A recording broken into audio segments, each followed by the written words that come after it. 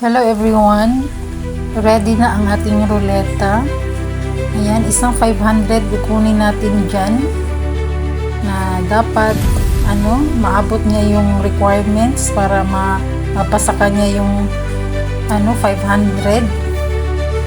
Tapos excuse me, yan yung sa sharers and commenters sa aking YTC, sa shorts, sa aking videos, at saka sa aking live na nag-share, nag-comment.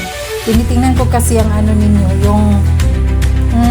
yung community ninyo.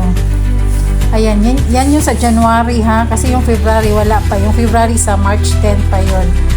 Tapos ayan, mahaba-haba siya. Tapos ang sunod naman niya na ruleta, ayun yung mga pinasugod ko at yung mga links. Isang 500 din doon. Tapos may requirements din kung mananalo ka ng 500. Tapos sa mga excuse me, sa mga hindi na nalo dyan, mayroon kayong 30 pesos kada account ninyo.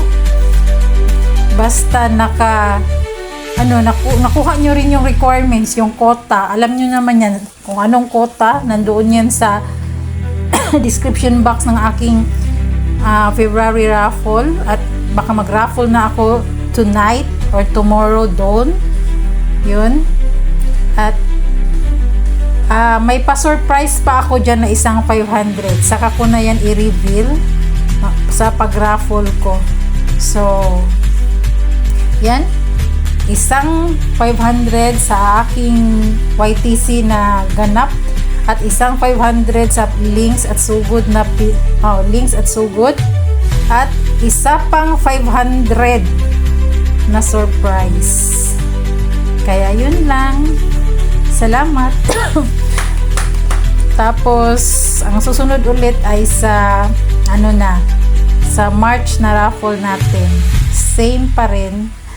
That's all. Excuse me.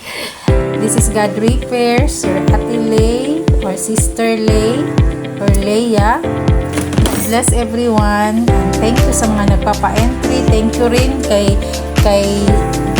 JV Ministry or JV Outdoors sa pag-share niya ng pa-premyo. Thank you. At sa mga nagpapalipad. Thank you so much. God bless.